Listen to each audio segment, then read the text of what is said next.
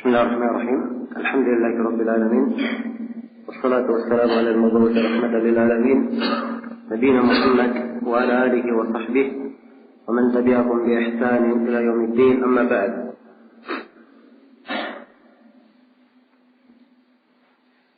Ini majelis yang ke-8 dari pembahasan kita mengkaji kitab Al-Qawaid Al-Kulliyah wa Dhawabit Al-Fiqhiyah karya Ibnu Al-Mibrad rahimahullahu taala.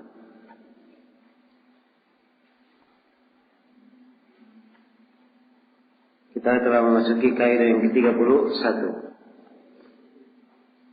Baik, kita sudah menyelesaikannya kaidah yang ke-31 pada pertemuan ini. Kita akan membahas mulai dari kaidah yang ke-32. Berkata penulis rahimahullahu taala, Ats-tsaniyatu wa tsalasun. Kaidah yang ke-32. Ini tentang syarat kewajiban haji. Kata beliau, syurutu wujubil haji khamsatun. Syurutu wujubil haji khamsatun. Syarat-syarat kewajiban haji ada 5.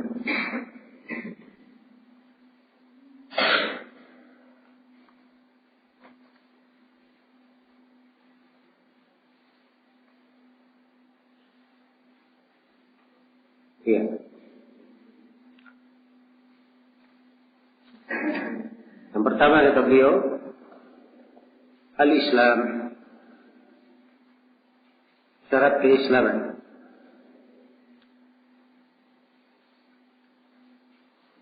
Ini syarat yang pertama dari syarat kewajiban haji. Syaratkan keislaman, karena haji tidaklah diwajibkan terhadap orang kafir. Bahkan orang kafir itu tidak boleh masuk Mekah.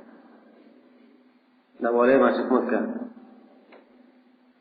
Ya, orang yang kafir yang paling pertama dia diperintah untuk masuk Islam. Setelah masuk Islam diperintah untuk melakukan kewajiban-kewajiban di dalam Islam. Dan tidak diterima dari mereka ibadah sepanjang mereka masih kafir. Wa ma mana'ahum an tuqbalu minhum nafaqatuhum wa ma mana'ahum an tuqbala minhum nafaqatuhum illa annahum kafaru billahi wa bi rasulih. Tidak ada yang menahan diterima dari mereka nafkah mereka, pemberian yang mereka berikan, kecuali mereka itu kafir kepada Allah dan kafir kepada Rasul. Iya. Demikian. Disyaratkan keislaman. Kemudian syarat yang kedua adalah kata beliau wal hurriyah. Wal hurriyah. Syaratkan kebebasan. Iya. Karena seorang budak dia tidak memiliki kemampuan untuk berangkat haji. Semuanya di tangan tuannya, di tangan pemiliknya. Maka dia tidak diwajibkan haji karena dianggap tidak memiliki kemampuan. Kemudian syarat yang ketiga wal aql. Disyaratkan dia harus orang yang waras. Keluar darinya orang yang gila, orang yang tidak waras. Iya. Ini berdasarkan sabda Nabi sallallahu alaihi wasallam, "Rufi'a al-qalam an thalatha, anil majnun, al-maqlub ala aqlihi hatta yafiq, wa 'anil naim hatta yastayqid, wa 'anis sabiyyi hatta yahtalim. Diangkat pena dari 3 orang, dari orang yang majnun, yang hilang akalnya hingga ia sadar. Dan diangkat pena dari orang yang tidur sampai dia bangun. Dan dari anak kecil sampai dia balik, dia ihtilam. Nah, ini hadis riwayat Imam Ahmad, Abu Daud, dan Tirmidzi. Hadisnya disahihkan oleh Syekh Al-Albani.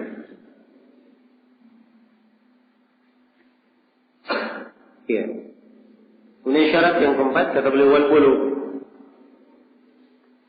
Dia harus balik.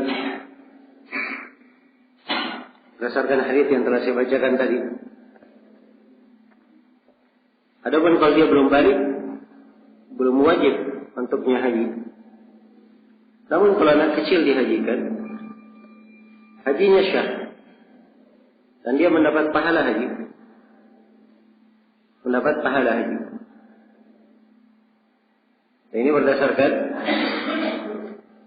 hadis Jabir dalam riwayat Muslim, anna imra'atan rafa'at sabiyan laha ila Rasulillah sallallahu alaihi wasallam. Faqalat li hadha hajj? Qala na'am wa laki ajr.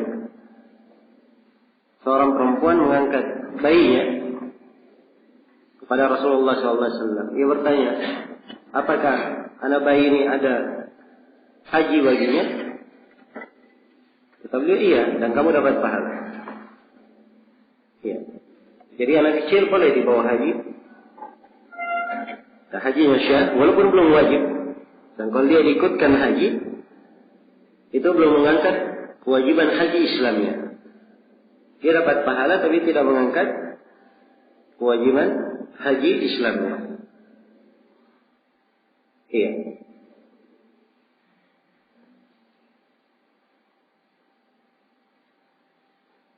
Ada sebuah hadis dikeluarkan oleh Al-Baihaqi dan Al-Hakim, disahihkan oleh Ibnu Hajar.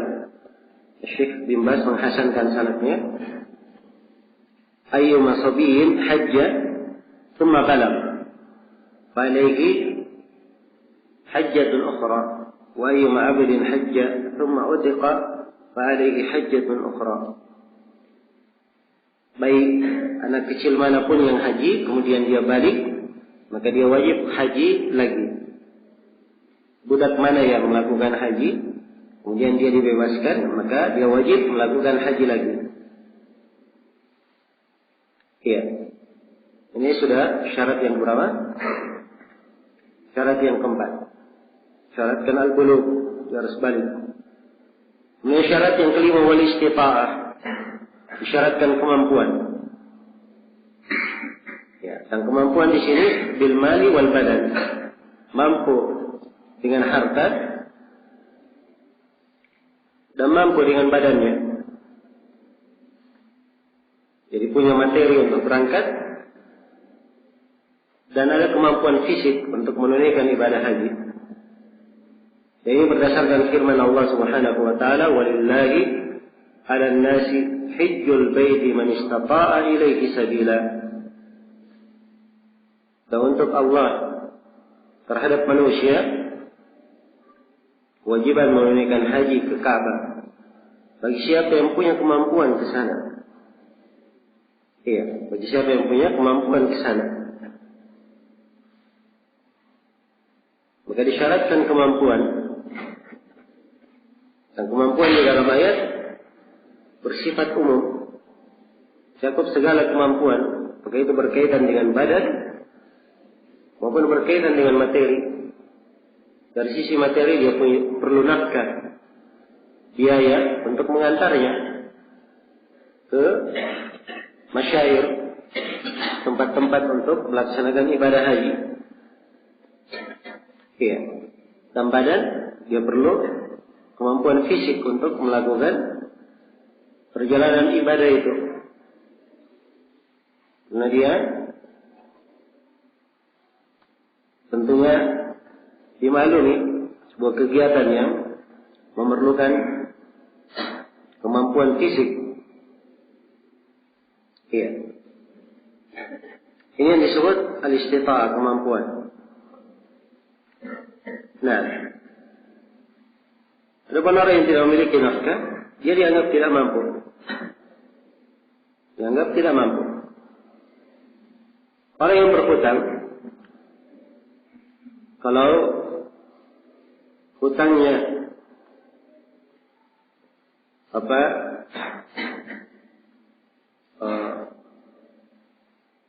mampu dia lunasi dan dia juga mampu untuk haji, maka dia wajib untuk menunaikan haji. Walaupun dia ada hutang, tapi dia masih tergolong mampu melunasi hutang dan masih mampu untuk haji, dia wajib untuk haji. Tapi kalau dia punya hutang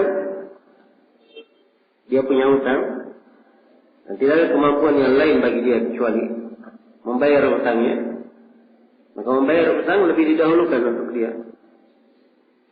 Membayar hutang lebih didahulukan baginya. Iya.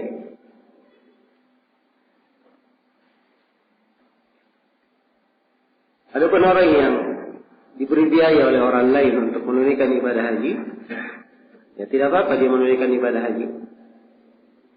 Tidak apa-apa dia menunaikan ibadah haji, sebab dia dianggap memiliki kemampuan, walaupun kemampuan itu tidak berasal dari dirinya. Tidak berasal dari dirinya. Nah,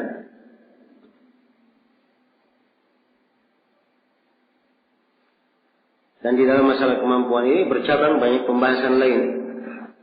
Kalau dia tidak mampu, boleh dia wakilkan kepada orang lain untuk menghajikannya.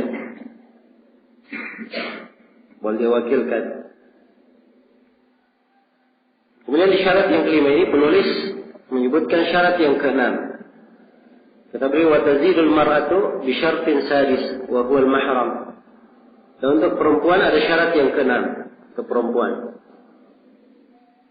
yaitu disyaratkan dia memiliki mahram. Nah, jadi perempuan harus memiliki mahram. Mahram yang bagaimana? Mahram yang baligh, akil. Ya. Adapun yang tidak ada mahramnya, tidak ada kewajiban haji. Karena dia secara syariat tidak boleh melakukan perjalanan tanpa mahram. Dalam hadis riwayat Bukhari dan Muslim, Rasulullah sallallahu alaihi wasallam bersabda, "La yakhluwanna rajulun bimra'atin illa ma'aha du mahram, wa la tusafiru al-mar'ah illa ma'a dhi mahram." Jangan sekali-sekali seorang lelaki berduaan dengan perempuan kecuali bersama mahramnya. Dan jangan seorang perempuan melakukan perjalanan kecuali bersama mahramnya. Maka mendengar pernyataan Nabi ini, seorang sahabat berdiri. Dia bertanya, "Ya Rasulullah, inna imra'ati kharajat hajjatan wa inni uqtutibtu fi ghazwati kada wa kada." Dia berkata, "Ya Rasulullah, sungguhnya istriku akan keluar menunaikan ibadah haji. Sedangkan saya telah tercatat untuk hadir di perang ini dan perang itu." Maksudnya, dia tidak bisa menyertai istrinya, padahal istrinya ingin haji. Maka sallallahu alaihi wasallam, maka Nabi sallallahu alaihi wasallam bersabda, "Intaliq fahujja ma'a imra'atik." Pergilah kamu, hajilah bersama istrimu. Iya. Hajilah bersama istrimu. Dan seorang suami, kalau istrinya ingin haji dan dia punya kemampuan juga untuk haji, maka sepatutnya dia menemani istrinya, dan bukan kewajiban. Dia diwajibkan dia berangkat menemani istrinya, sebab ini kaitannya dengan perbuatan tabarruk, kebaikan. Iya. Hal yang tidak diwajibkan.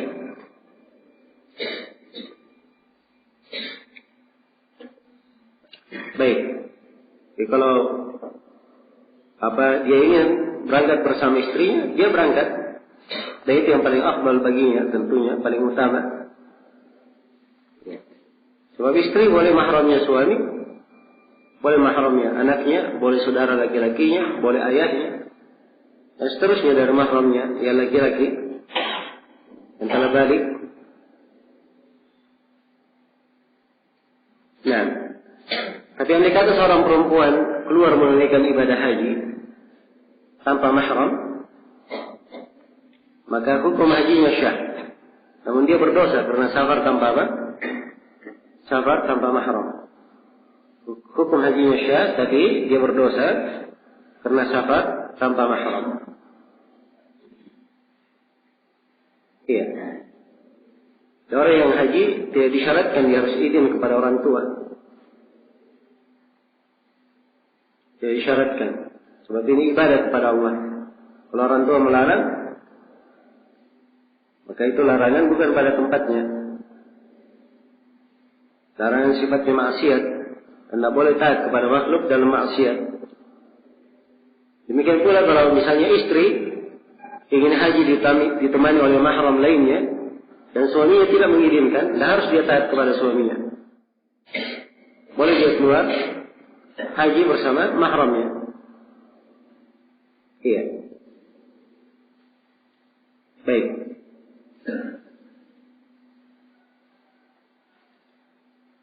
Selesai sudah kaidah yang ke-32 tentang syarat-syarat kewajiban haji. Jadi syarat-syarat ini harus terpenuhi pada seseorang agar supaya ia dikatakan wajib untuk menunaikan ibadah haji. Kemudian kaidah yang ke-33 kata penulis rahimahullah,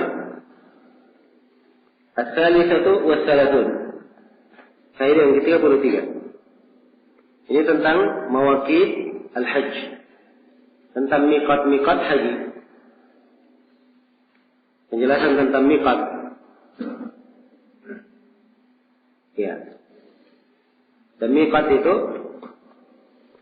adalah waktu-waktu. Dan waktu dimaklumi ada yang berkaitan dengan tempat, dan ada yang berkaitan dengan zaman. Ada yang berkaitan dengan tempat, dan ada yang berkaitan dengan apa? Zaman. Karena itu penulis di sini menjelaskan miqat yang berkaitan dengan tempat, dan ada miqat yang berkaitan dengan zaman. Kata beliau rahimahullah, al-hajju lahu miqatun makaniyun. Dan haji itu ada miqat yang berkaitan dengan tempat. Ya. Jadi siapa yang ingin menunaikan ibadah haji, dia harus lewat di miqat itu. Harus lewat di miqat tersebut.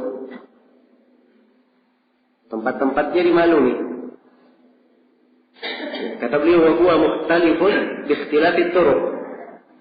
Dan miqat-miqat ini berbeda-beda sesuai dengan perbedaan jalan-jalan.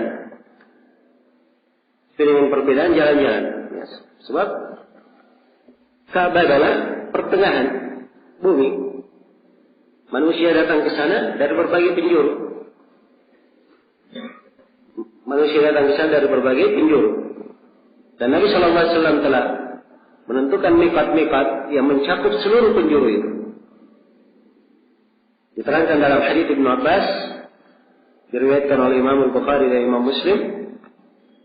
Kata beliau, waqata Rasulullah sallallahu alaihi wasallam li ahli al-Madinati Dzul Hulaifah. Nabi sallallahu alaihi wasallam menjadikan miqat bagi penduduk Madinah Dzul Hulaifah. Ini Dzul Hulaifah sekarang disebut dengan nama Bir Ali atau Abar Ali. Dzul Hulaifah ini miqat yang paling jauh dari Mekah. Miqat yang paling jauh dari Mekah. Ini Dzul Hulaifah ini untuk penduduk Madinah. Dan siapa yang berada di sekitarnya dan siapa yang di belakang kota Madinah. Yang melewati Madinah, miqatnya adalah apa? Dzul Hulaifah. Iya. Kemudian kata beliau wali ahli Syami al-Juhfa. Dan bagi penduduk negeri Syam, miqatnya adalah al-Juhfa. Ya, penduduk negeri Syam miqatnya di Juhfa. Dan ini masuk orang-orang di wilayah Syam dan siapa yang berada di belakangnya yang datang dari arah laut, dari Mesir maupun yang semisal dengannya, mereka miqatnya di mana? Di Juhfa. Ini miqat yang kedua ya. Miqat yang ketiga wali ahli Najd qarn al-manazil. Dan bagi penduduk Najd mereka punya miqat qarn al-manazil. Iya. Ini miqat yang paling dekat dari Mekah. Sebab dia di wilayah Taif, dekat Taif. Ya. Miqat yang paling dekat.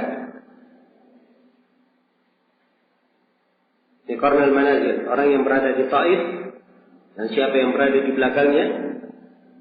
Ya, dari penduduk Najd, Riyadh, ya, Dammam dan seterusnya yang lewat ke sini, lewat di Qarnul Manazil, ya, maka miqatnya ini Qarnul Manazil. Kemudian wali ahli Yaman, Yalamlam. Dan bagi penduduk Yaman, miqatnya adalah Yalamlam. Ya, siapa yang berasal dari Yaman, yang berada di sekitarnya, seperti orang-orang Jizan, Samitah dan seterusnya, maka miqatnya lewat Yalamlam. Dan kita Indonesia juga kalau kita datang ke Mekah, Indonesia itu arah miqatnya melalui apa? Yalamlam. Ya, Yalamlam ini miqat kita juga. Nah, kita melewati Yalamlam. Ini 4 miqat ya dalam hadis Ibnu Abbas di sini. Dan ada di hadis Jabir, ya, disebutkan bahwa wa mahillu ahli al-Iraq min dati Irq, dan tempat ihlal yaitu miqat penduduk Irak dari Datu Irq, disebut dengan nama Datu Irq. Jadi ini miqat yang kelima. Di semuanya ada 5 miqat. Kemudian dilanjutkan hadis Ibnu Abbas, Nabi menjelaskan hukumnya. Kata beliau, fahunna lahunna waliman ata alaihinna min ghairi ahlihinna liman kana yuridu al-hajj wal umrah. Kata beliau, miqat-miqat ini adalah untuk penduduk-penduduk negeri itu. Dzulhulayfa untuk penduduk Madinah, Juhfa untuk penduduk Syam, Qarnul Manazil untuk penduduk Najd, Yalamlam untuk penduduk Yaman, Datu Irq untuk penduduk Irak, untuk penduduk negeri itu, dan juga untuk siapa yang mendatangi miqat-miqat itu dari selain penduduknya. Maksudnya yang melewatinya dari selain penduduk Madinah, orang yang berada di belakang mereka, di sekitar mereka. Ya. Liman kana yuridul hajj wal umrah. Bagi siapa yang menghendaki apa? Haji dan umrah. Jadi kalau dia ingin haji dan umrah, dia harus lewat di miqat itu.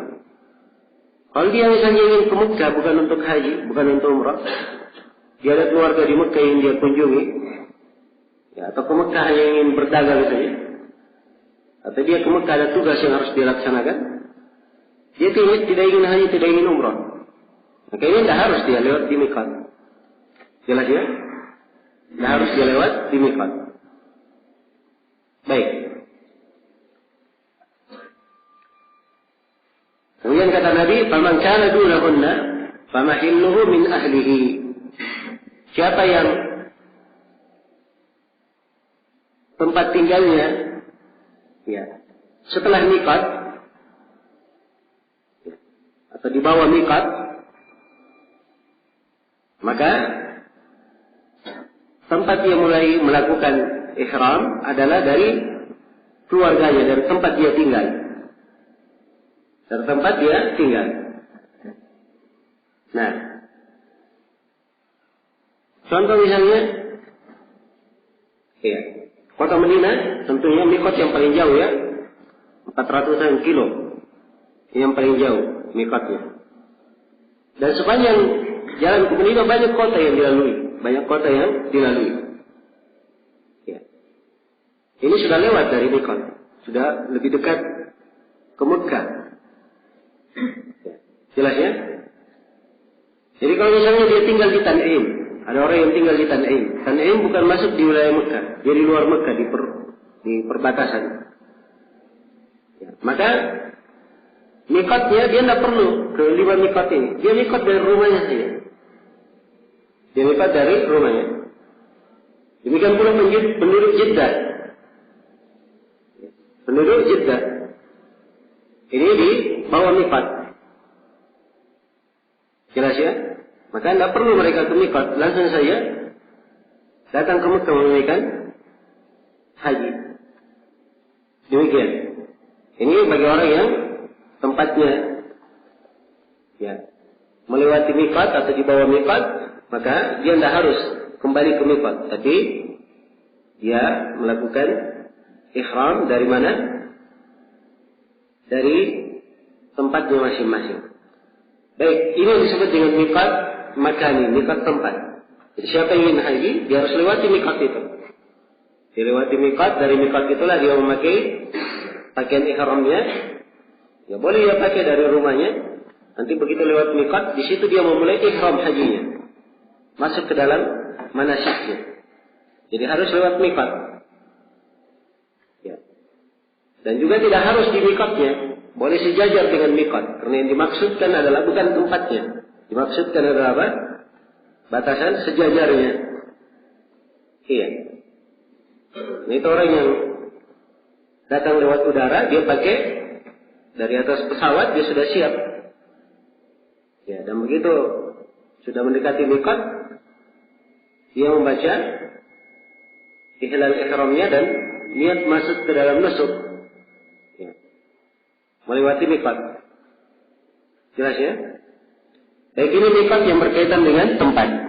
Kemudian kata beliau zamaniyun. Ada mikot zamani, berkaitan dengan zaman.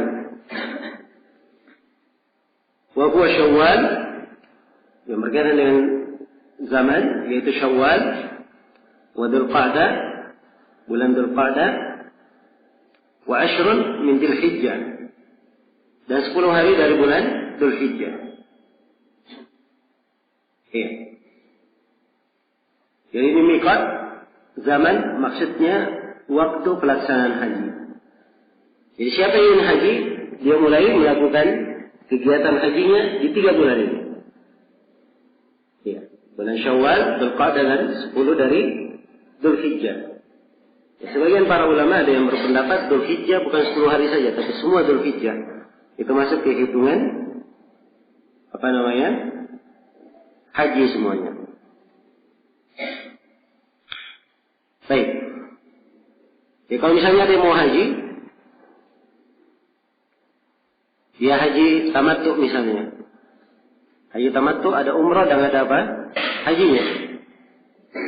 Ya, dia datang ke Mekah di bulan Syawal, dia niatkan umrah haji. Kemudian dia menunggu, kalau dia niatkan umrah haji, maka dia harus menunggu sampai apa? Masuk bulan haji. Ya. Maka dimulai di bulan Syawal. Kalau ada yang ingin masuk haji misalnya di bulan Ramadan, dia pergi umrah Ramadan. Oh, sekalian saya tunggu haji. Jadi dia masuk Ramadan, kemudian dia niatkan umrah untuk haji juga. Ini boleh atau tidak? Jawabannya tidak boleh. Karena bukan di masa apa?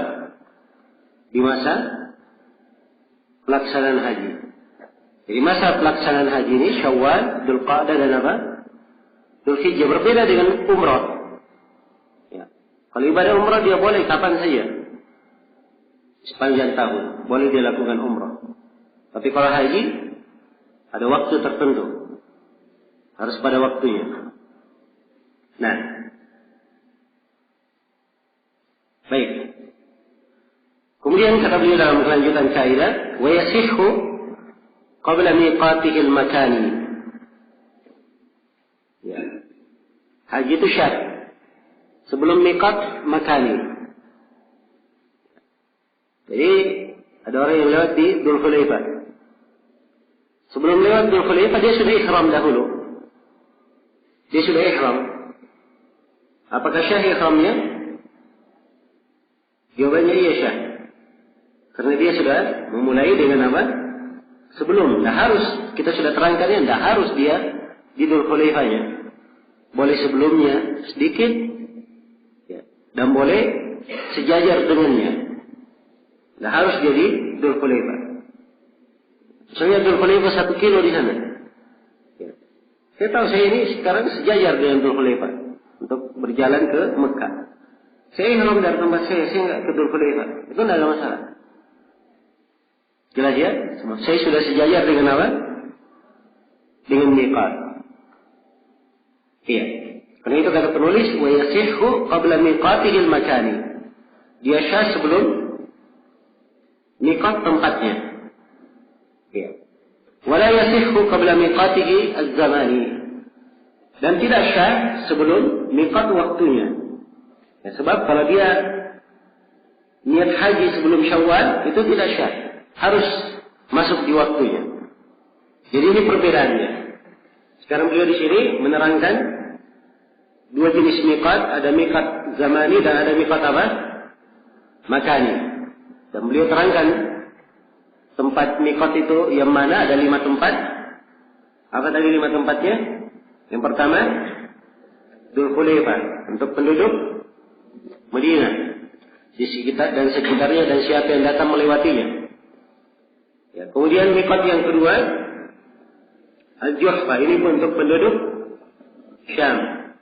Siapa yang berada di negeri Syam atau yang berada di sekitarnya dan siapa yang datang melewatinya. Kemudian miqat yang ketiga Qarnul Manazil, ini untuk penduduk Najd. Siapa yang tinggal di Najd di wilayah Taif, ya, dan ke belakang dan siapa yang melewatinya, maka dia miqatnya di Qarnul Manazil. Kemudian yang keempat, miqatnya apa? Yalamlam. Ini untuk penduduk Yaman dan siapa yang melewatinya dan siapa yang di sekitarnya. Ya. Kemudian yang kelima apa? Dzatu Irq. Ini untuk penduduk apa? Penduduk Irak. Baik. Ini miqat tempat. Siapa yang ingin masuk menunaikan ibadah haji, orang yang haji kan pakai kain ihram, dia harus lewati tempat-tempat itu atau sejajar dengannya melakukan ihram. Iya, itu miqat tempat. Dan kesimpulan yang kedua, miqat waktu, miqat zaman. Miqat zaman dari mana? Dari bulan Syawal. Ya, dari awal Syawal. Jadi andai kata seorang sudah diumumkan bahwa tanggal 1 Syawal, hilal tanggal 1 Syawal sudah terlihat, besok Lebaran. Dia belum pergi Lebaran. Tapi malam Lebaran dia sudah berangkat ke mana? Ke Mekah. Ya, dia meniatkan umrah untuk haji. Syah atau tidak? Hah? Jawabannya syah. Karena dia sudah masuk apa? Bulan Syawal. Sudah tanggal 1 Syawal. Iya. Baik. Jadi untuk miqat berkaitan dengan zaman, bulan Syawal, Dzulqa'dah dan 10 pertama dari Dzulhijjah.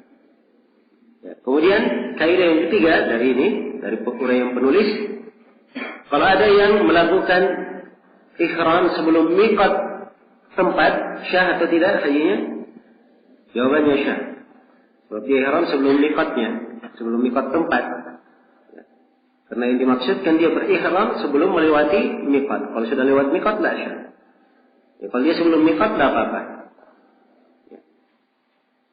Kalau dia haji sebelum miqat zaman, syah atau tidak? Jawabannya tidak syah. Baik. Sekira jelas ya kaidahnya.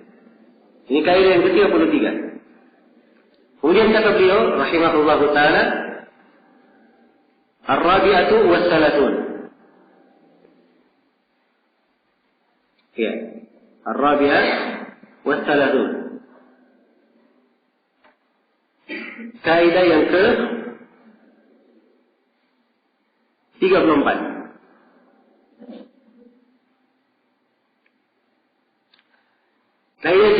kalimat ini berkaitan dengan pelanggaran-pelanggaran yang tidak boleh dilakukan. Larangan-larangan yang tidak boleh dilanggar. Larangan-larangan yang tidak boleh dilanggar pada saat melakukan ihram. Pada saat seorang itu melakukan ihram. Ya, ihram itu adalah seorang berniat masuk ke dalam nusuk. Masuk ke dalam manasik haji maupun manasik umrah. Iya, dia sudah memakai kain ihramnya. Sudah dia tanggalkan seluruh kain yang disambung dengan jahitan pakai pakaian ihram.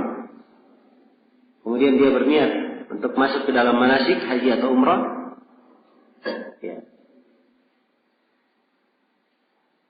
Dan dia telah membaca labbaik Allahumma umrah.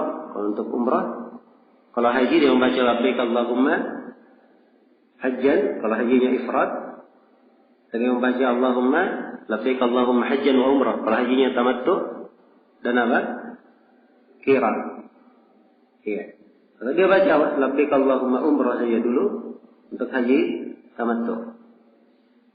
Nanti talbiyah hajinya di kala dia mau berangkat ke Mina. Jelas ya? Jadi itu namakan ihram. Sekarang kalau orang sudah masuk di ihramnya, ada larangan-larangan tak boleh dia langgar. Ini kaidah akan diterangkan oleh penulis di sini. Kata beliau, mahdhuratul ihram al-mumtana' fi'luha bitalaffuz bil ihrami tis'atun.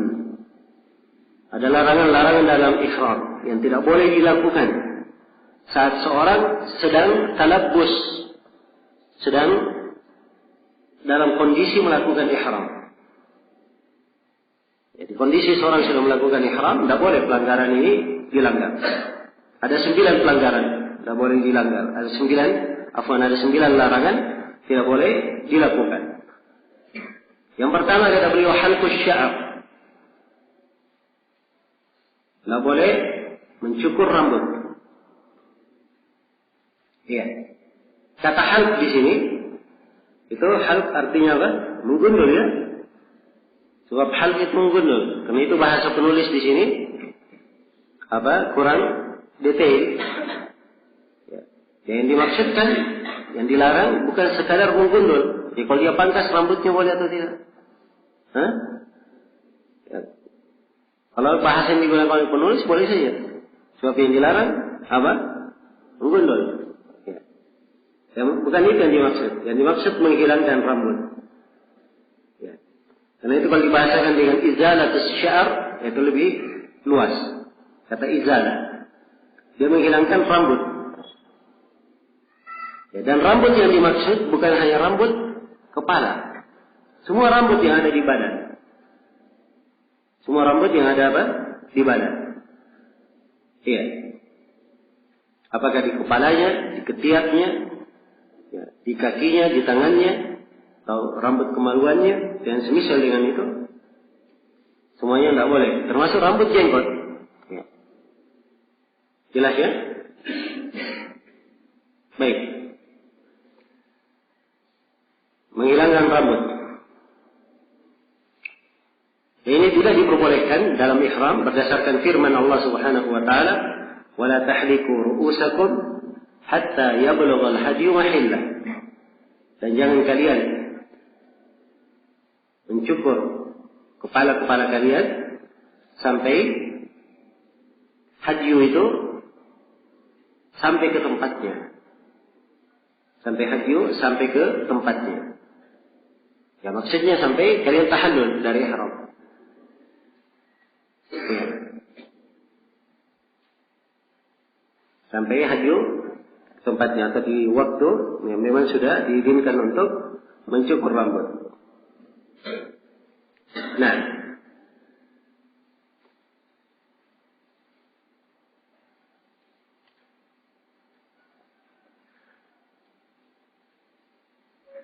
iya.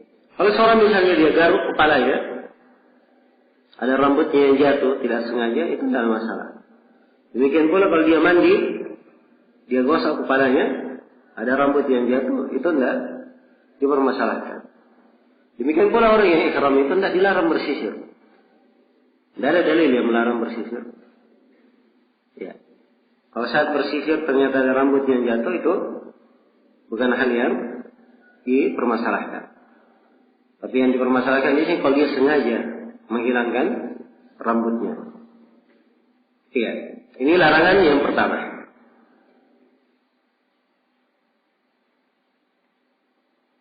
Baik. Ini larangan yang pertama ya. Larangan yang kedua yang tidak boleh dilakukan pada saat ihram, kata penulis, wa taqlimul adfar. Wa taqlim al-adfar. Menggunting kuku. Dan kuku di sini, kuku yang ada di tangan ataupun kuku yang berada di kaki. Iya.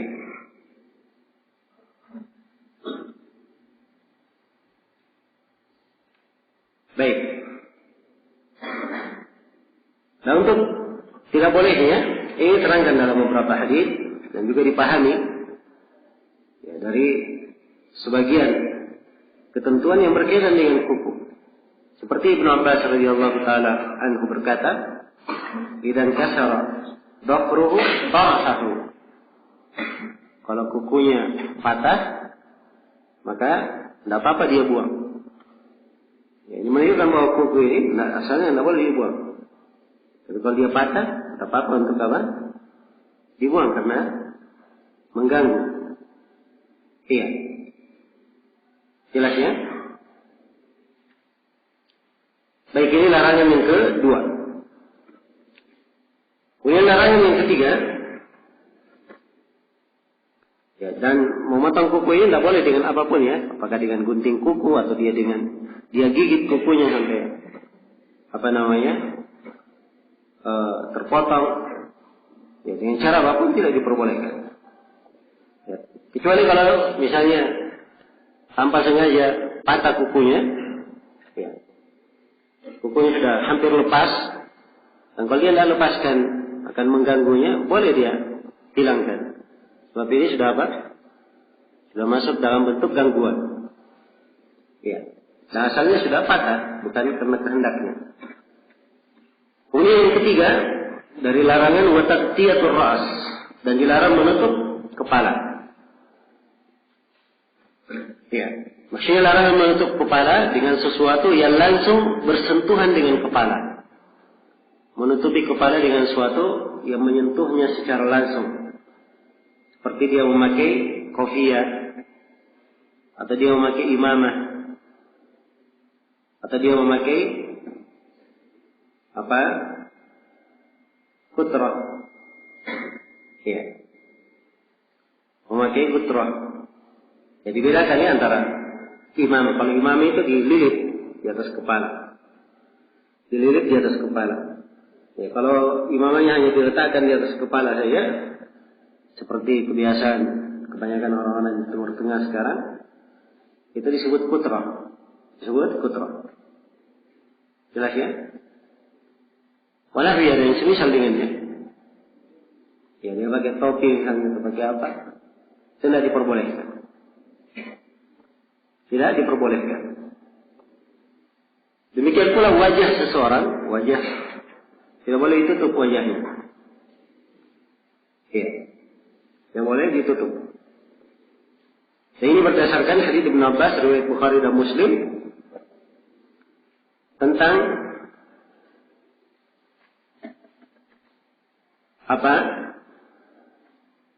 orang yang mati di musim haji itu karena diinjak oleh untanya. Maka Nabi berkata, "Iksiluhu bima'in wa shidr wa kaffinuhu fi thawbayhi wa la tukhammiru ra'sahu wa la wajhahu fa innahu yub'atsu yawmal qiyamati mulabbiyan." Iya. Cucilah dia, mandikan dia dengan air dan daun bidara, kafani dia dengan dua pakaian ihramnya. Jadi ini dari kekhususan orang yang meninggal saat ihramnya, dia tidak dibelikan kain kafan. Tapi yang menjadi kain kafannya adalah kain ihramnya. Iya. Wala tukhammiru ra'sahu, dan jangan kalian tutup kepalanya. Wala wajah, dan jangan tutup wajahnya. Karena dia akan dibangkitkan pada hari kiamat dalam keadaan bertalbiyah. Jadi menunjukkan bahwa sifat orang yang bertalbiyah ihram tidak boleh menutup kepala, tidak boleh menutup wajah. Tapi khusus untuk wajah, ya, ada silang pendapat di kalangan para ulama, maka sama sekali tidak boleh ditutup atau boleh ditutup kalau ada keperluan. Sebab syah dari Utsman ibn Affan radhiyallahu taala anhu, beliau itu menutupi wajahnya dan beliau dalam keadaan apa? Ihram. Ya, dan beliau dalam keadaan ihram. Nah, Ibn Syekh bin Baz rahimahullah, dan ini pendapat dikuatkan oleh Syekh Al-Albani, boleh kalau ada keperluan dia menutup wajah. Kalau Syekh Al-Albani, kalau Syekh bin Baz rahimahullah, beliau berpendapat tidak boleh menutup wajah berdasarkan hadis ini. Nah, dan tentunya pendapat yang mengatakan tidak boleh menutup wajah sama sekali, ini lebih hati-hati untuk dipegang. Ya, karena itu dari kebiasaan orang-orang yang melakukan haji dan kadang memakai masker dan semisal dengannya, ini dari hal yang hendaknya ditinggalkan. Tapi kalau dia lakukan karena hajat, ya, Syekh Al-Albani memandang hal itu adalah hal yang boleh saja. Baik. Jadi menutup kepala itu dilarang kalau dia bersambung langsung, ataupun kalau dia tidak bersambung langsung, seperti dia pakai payung, ya, atau dibawa kemah, atau dia dibawa mobil, ya, di dalam mobil, itu tidak ada masalah. Sebab ini bukan menutup kepala namanya. Jelas ya? Dan Nabi Shallallahu Alaihi Wasallam di Namirah, di hari Arafah beliau di Namirah, beliau menunggu di Kubah, menunggu di kemah, ya, menunggu di kemah. Nah, dan di hari Aqabah, di hari Id di tanggal 10, Rasulullah Shallallahu Alaihi Wasallam dituduhi oleh para sahabat. Nah, ini menunjukkan bahwa kalau ya, penghalang kepala itu tidak menyentuh langsung, itu tidak dipermasalahkan. Yang dipermasalahkan kalau dia menyentuh langsung. Dan demikian pula orang yang haji, boleh dia bawa barangnya, boleh dia tenteng, ya, boleh dia tenteng. Kalau menyentuh sebagian kepalanya tidak apa-apa, karena dia tidak memaksudkan menutup kepala. Dia hanya ingin membawa apa? Bawa barangnya. Nah,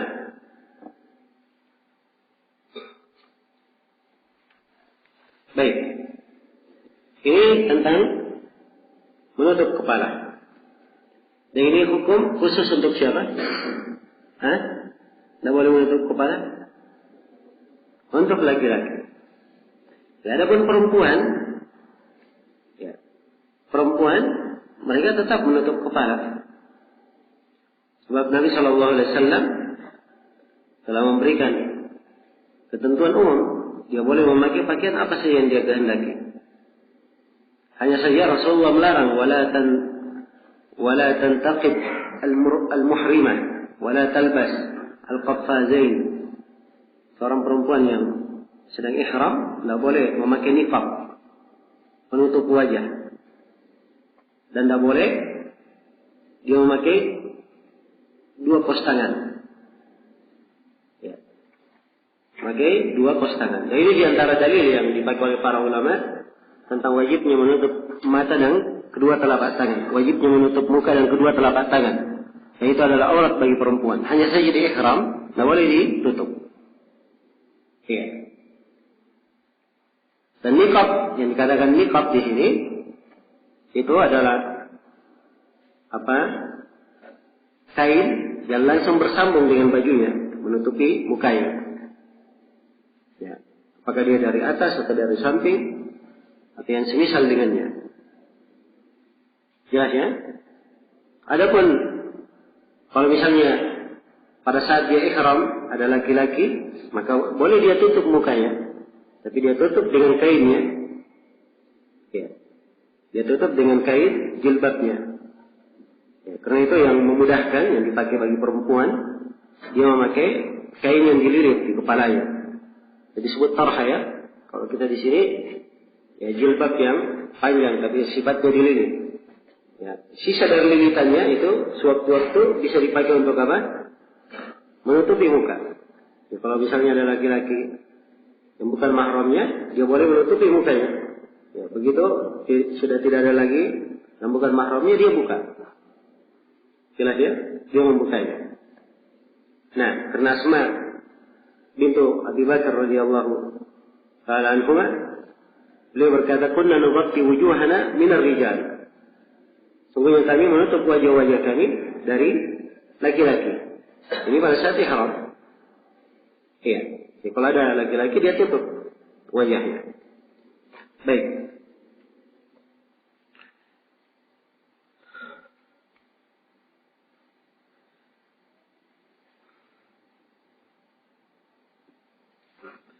Kemudian larangan yang keempat, selesai sudah ya tentang menutup kepala. Larangan yang keempat, kata penulis rahimahullah, walubsul makhir, dan dilarang memakai kain yang disambung dengan jahitan.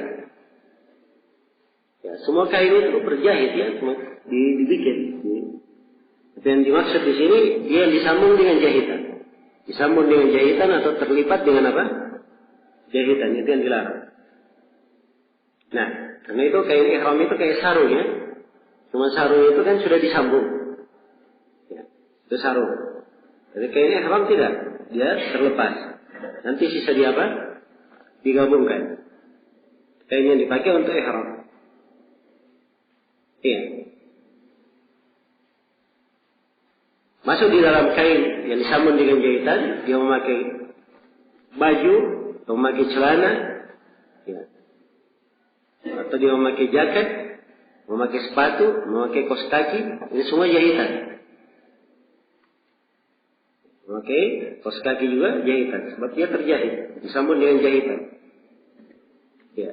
Dan Nabi SAW di dalam hadits Ibnu Umar yang diriwayatkan oleh Al-Bukhari dan Muslim ditanya, "Ma yalbas al-muhrimu min ath-thiyab?" Seorang yang muhrim itu memakai pakaian apa? Maka Rasulullah SAW menjawab, "La yalbasil khamis, la yalbasil qamis." Jangan dia memakai qamir. Baju gamis yang menutupi dari atas ke bawah, tidak boleh dia pakai. Walal amaim, tidak boleh dia pakai imamah. Ya, dan ini dari dalil tentang larangan menutup kepala bagi laki-laki. Walal sarawilat, tidak boleh dia memakai sirwal. Sirwal ini celana, tapi dia celana yang longgar. Walal burnus, tidak boleh dia memakai burnus. Burnus ini, ya, kayak gamis, cuma di belakangnya ada penutup kepalanya. Ini jenis pakaian ya. Dan sekarang ini banyak dipakai oleh orang-orang yang berada di wilayah Afrika sana. Ya. Orang-orang Maroko, orang Aljazair, orang Libya, biasanya begitu pakaiannya. Ada baju, nanti di belakangnya ada tutup kepalanya, burnus. Ya. Wala tauban maslahu za'faran wala wars. Tidak boleh memakai pakaian yang disentuh oleh wangian za'faran dan wars. Ini dua jenis wangi-wangian. Ya, dan akan datang nanti di larangan yang kelima, larangan memakai wangi-wangian. Jelas ya? Maka di antara larangan ada larangan yang keempat. Tidak boleh memakai pakaian yang disambung dengan jahitan. Disambung dengan apa? Jahitan. Ada sekarang jenis pakaian dijual, pakaian ihram. Dia tidak ada sambungan jahitannya, tapi ada kancingnya. Bisa dilekatkan di kancing. Apakah ini sama? Ya, jawabannya harusnya itu dia tinggalkan. Ya. Harusnya dia tinggalkan. Karena ada kemiripan dengannya. Nah, baik. Kalau misalnya seorang tidak mendapatkan kain ihram yang cocok, maka dia boleh mengambil sirwalnya, tapi dia potong. Ya, dia lepaskan jahitannya supaya dia pakai nanti bersarung. Nah, jelas ya? Nah, sempurnanya kain ihram itu dua. Satu dipakai bersarung, dan satunya lagi dipakai menutupi bagian atas. Ya, menutupi bagian atasnya. Ya, dan kain ihram itu tidak tidak dijulurkan begini, tapi dililitkan. Ya, satu sudutnya di bawah dililitkan, satunya lagi dililitkan di atas punggung. Di atas di atas bahu. Ya. Baik, ini tentang kain ihram. Tidak boleh disambung dengan jahitan. Dan ini hukum berlaku untuk siapa? Laki-laki atau perempuan juga? Ini untuk laki-laki saja. Ya. Kalau perempuan, bebas perempuan. Pakaiannya dia memakai apa saja. Jelas ya? Namun, setelah kita terangkan tadi, tidak boleh dia menutup wajahnya dan menutup tangannya. Kemudian, berikutnya, baik, perlu saya ingatkan di sini bahwa memakai jam tangan, memakai kacamata, ya, atau dia pasang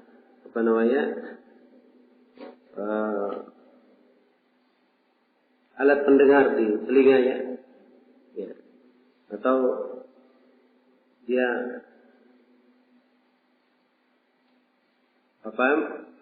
memakai gelang, ya, itu tidak dipermasalahkan.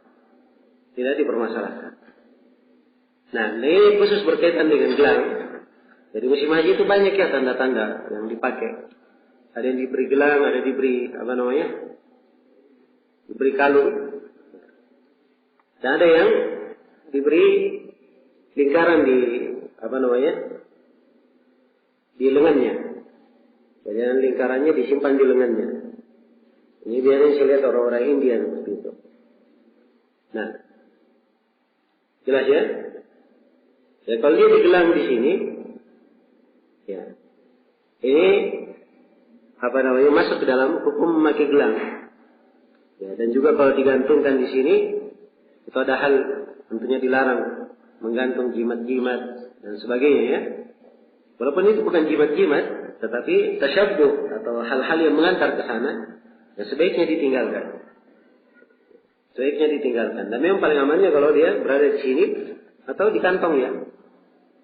Yang diikat di mana? Ditempel di kantong. Ya. Baik, tapi tentunya seorang ketika ihram tidak ada di kantongnya. Ya. Ya, dan sebagian jemaah haji, ya ada yang kayak ihramnya sudah ditulisi, ya, rombongannya. Ya, udah menulisinya itu tidak ada masalah, insyaallah. Ya, karena dia bukan jahitan. Baik.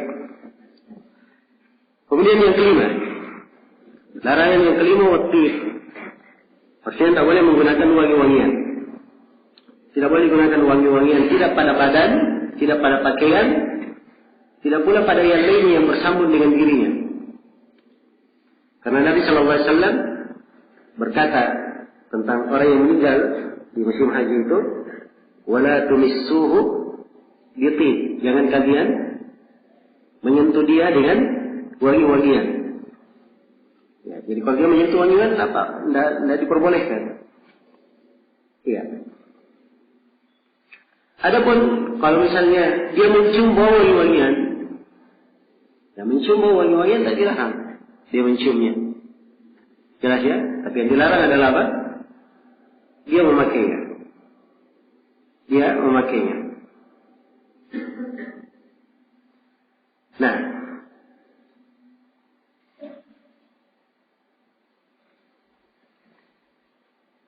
di sini ada satu pembahasan sering dibahas tentang menyentuh Hajar Aswad. Ya. Hajar Aswad itu asalnya tidak ada wangi-wangian di situ. Tapi kadang ada orang-orang jahil, dia tumpah wangi-wangian di Hajar Aswad. Jelas ya? Dia tumpah wangi-wangian di Hajar Aswad. Dia kata seorang misalnya dia masuk mencium Hajar Aswad, dia tidak tahu ada wangi-wangian, kena tangannya, maka ini jangan dia gosok di badannya atau di kainnya, tapi dia gosok di mana? Ya, dia gosok di kain Ka'bah, atau dia pergi cuci. Jelas ya? Jangan dia gosok di lantai. Kalau dia gosok di lantai, nanti akan kena orang lalu lalang. Ya. Ini harus diperhatikan. Ini wangi-wangian pelanggaran. Jadi jangan sampai kena orang lain dan jangan sampai dia melekat di mana, di baju atau di jasadnya. Dia segera menghindarkannya. Tapi kalau seorang misalnya lewat, ingin mencium Hajar Aswad, tawaf ingin sambil mencium Hajar Aswad, begitu dia ingin cium, dia cium ada bau, dia lihat ada wangi-wangian, apakah dia cium atau tidak? Iya. Yang benarnya dia tidak cium, tapi dia isyarat saja. Kenapa? Sebab pencium Hajar Aswad hukumnya sunnah. Dan tak boleh menyentuh wangi-wangian, itu hukumnya haram di dalam ihram. Dan mendahulukan yang dilarang, ya, menjauhi yang dilarang itu lebih didahulukan daripada melakukan yang sunnah. Jelas ya?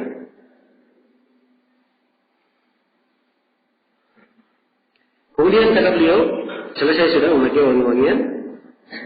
Kata beliau, larangan yang ke-7. Yang ke-6 ya. Waqatlus sayd. Dan tidak boleh membunuh hewan buruan. Ya. Apakah dia bunuh secara langsung, dia sendiri yang membunuhnya, atau dia menjadi sebab terbunuhnya, atau dia membantu orang untuk membunuhnya. Dia bantu dengan dia kasih alat untuk membunuh, atau dia tunjuk. Ya, ada orang yang sedang memburu hewan buruan di tanah haram. Ya. Atau bukan di tanah haram, ada orang sedang memburu. Hewan yang diburu itu lewat di depannya.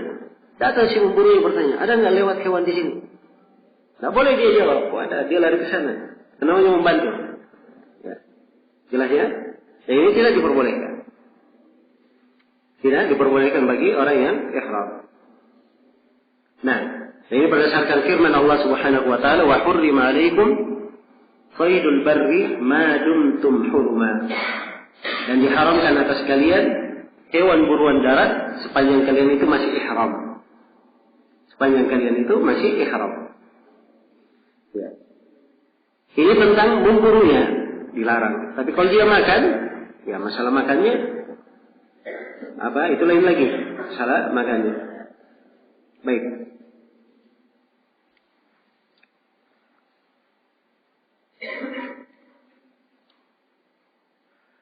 Kemudian kata penulis rahimahullah, ya, kata beliau larangan yang ke-7 wa'abdun nikah, dan tidak boleh melakukan akad nikah. Dan ini berdasarkan hadis riwayat Muslim. Rasulullah SAW bersabda dari Utsman bin Affan, Rasulullah bersabda, la yankihul muhrim wa la yunkih wa la yakhtub.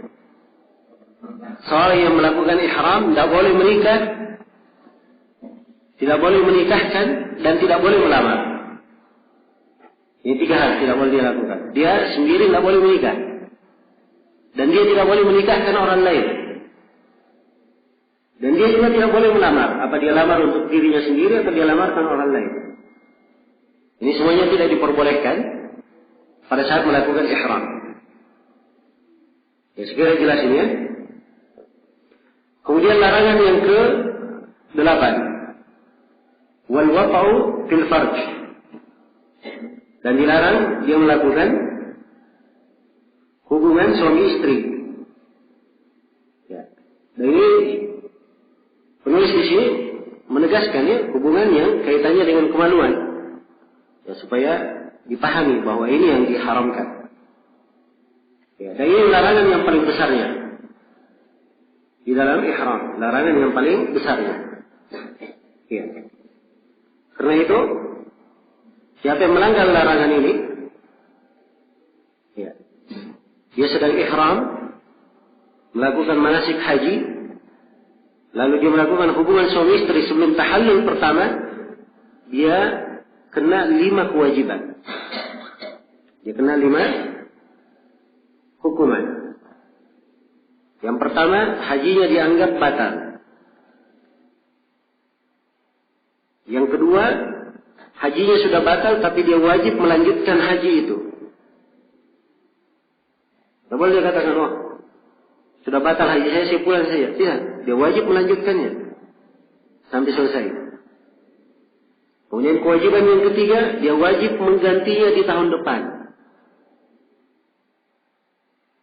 Walaupun haji yang dia lakukan asalnya haji sunnah, tapi begitu dia melakukan hubungan suami istri, tahun depannya menjadi haji wajib baginya untuk mengqadha, mengganti. Iya.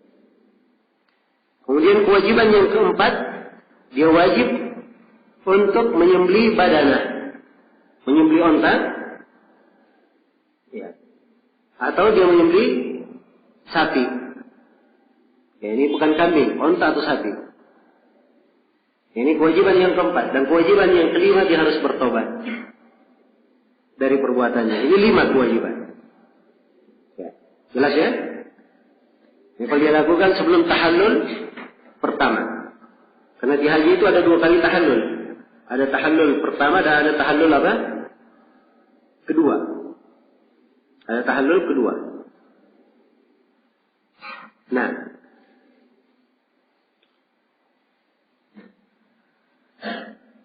iya.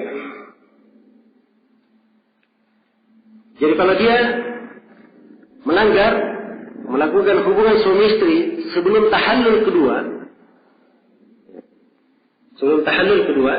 tadi itu kewajiban 5 perkara. Kalau tahallul apa? Pertama. Tahallul pertama itu begini, di hari ke-10 ada 4 amalan dilakukan oleh seorang yang haji. Yang pertama, dia melempar jamrah Aqabah. Yang kedua, dia cukur. Yang ketiga, dia apa? Tawaf ifadah. Dan yang keempat, dia menyembelih. Dan ini 4 amalan di hari ke-10 Dzulhijjah. Menyembelih tidak ada hubungannya dengan tahallul, menyembelih. Tidak ada hubungannya dengan tahallul 3 ini. Cukur, melempar, dan apa? Tawaf ifadah. Ya. Kalau dia lakukan 2, dia sudah cukur, dia sudah melempar jamrah. Ini namanya dia sudah tahallul pertama. Kalau dia sudah tahallul pertama, dia boleh pakaian biasa saja. Semuanya pelanggaran ihram boleh, kecuali satu saja, tidak boleh hubungan suami istri. Jelas ya? Nah, kalau dia sudah tahallul pertama, nanti begitu selesai tawaf ifadah, baru sudah lepas semuanya. Dia sudah tahallul kedua. Hubungan suami istri pun boleh. Jadi sekarang saya tadi membahas 5 kewajiban kalau orang yang melakukan hubungan suami istri sebelum apa? Tahallul pertama. Ya. Jelas ya?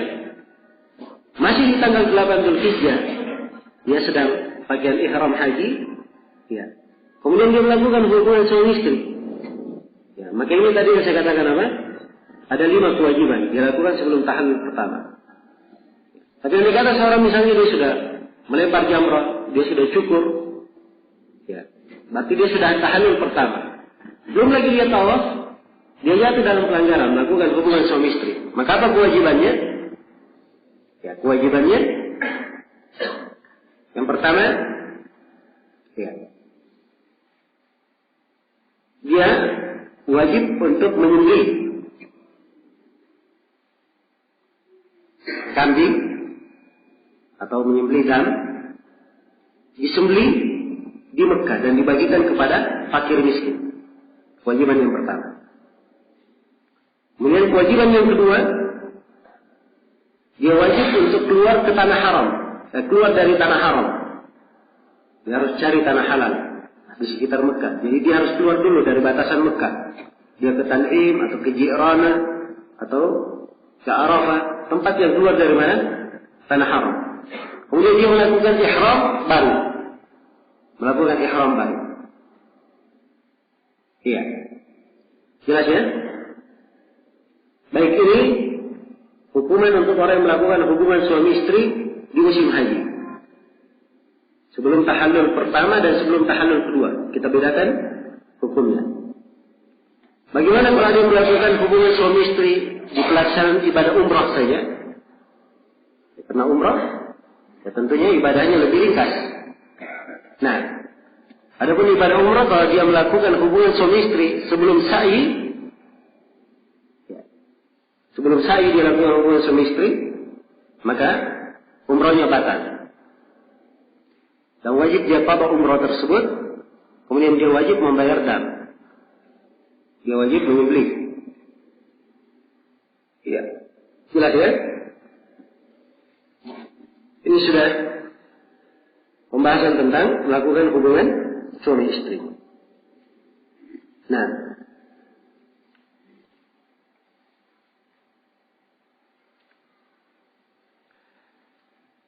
dan khusus untuk umrah kalau misalnya dia melakukan hubungan suami istri setelah sa'i sebelum mencukur dia melakukannya, maka dia membayar fidyah ada. Yang akan datang nanti penjelasannya. Fidyah ada. Dibedakan antara dam dan fidyah ada. Baik. Sekarang selesai sudah dari berhubungan intim. Kemudian yang ke-9 wal mubasyaratu fi madunahu. Ya, dari larangan adalah mubasyarah pada selainnya. Dia apa? Sifatnya hubungan suami istri tapi bukan jima. Mencium, memeluk, memegang.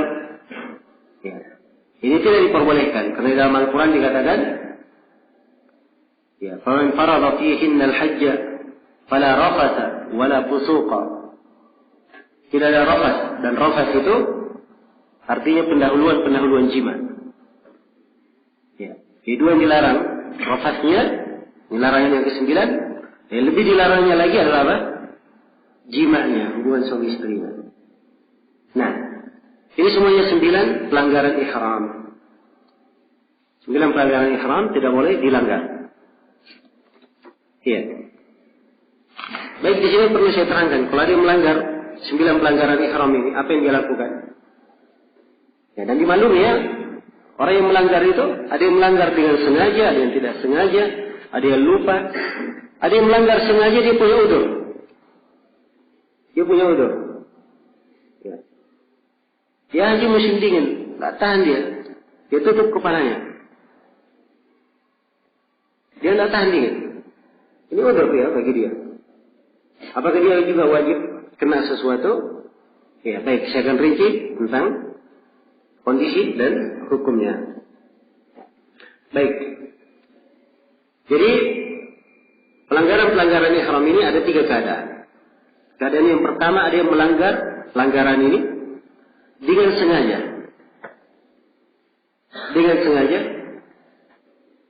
Ya. Tanpa udzur. Dia melanggar dengan sengaja dan tanpa udzur.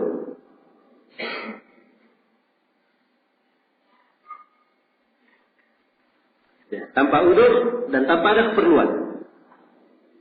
Maka orang yang seperti ini, dia berdosa dan dia wajib membayar fidyah ada. Ya, membayar fidyah ada. Kalau dikatakan membayar fidyah ada, itu artinya dia diberi 3 pilihan. Apakah dia menyembelih seekor kambing, atau memberi makan 6 orang miskin, atau berpuasa 3 hari berturut-turut. Itu fidyah ada. Dia pilih salah satu dari 3. Afwan, berpuasa 3 hari ya, boleh berturut-turut dan boleh apa? Berpisah-pisah. Masalah puasanya. Baik, jadi ini diterangkan dalam hadits Ka'ab bin Ujrah.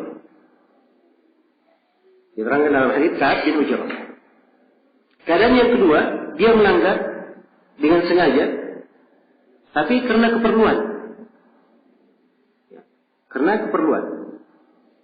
Maka orang yang seperti ini, dia tidak berdosa, tapi dia wajib membayar fidyah.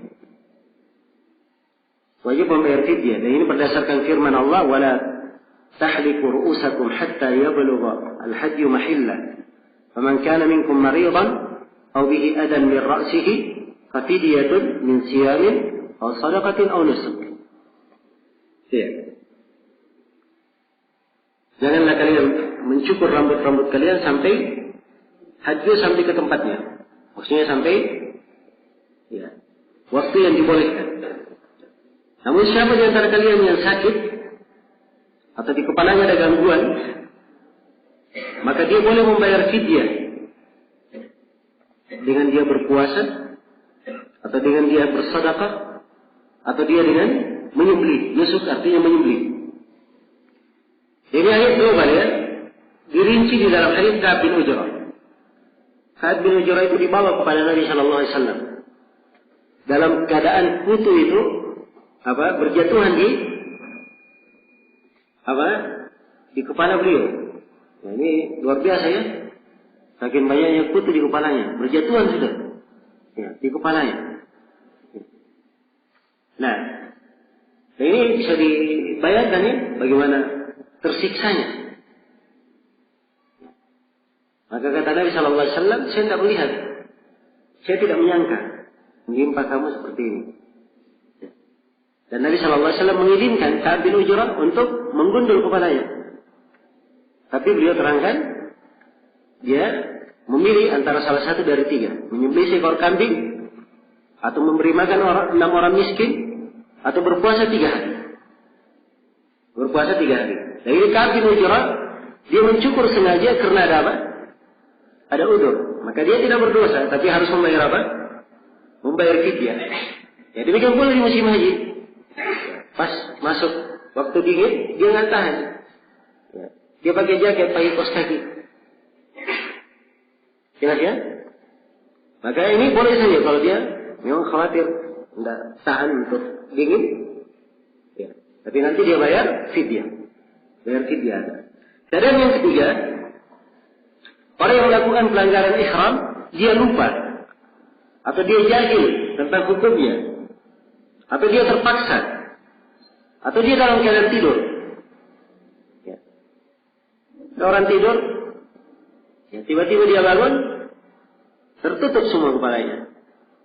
Ya, bangun, sadar, loh kok gelap. Ya. Ternyata dia di bawah selimut. Semuanya, badannya tertutup.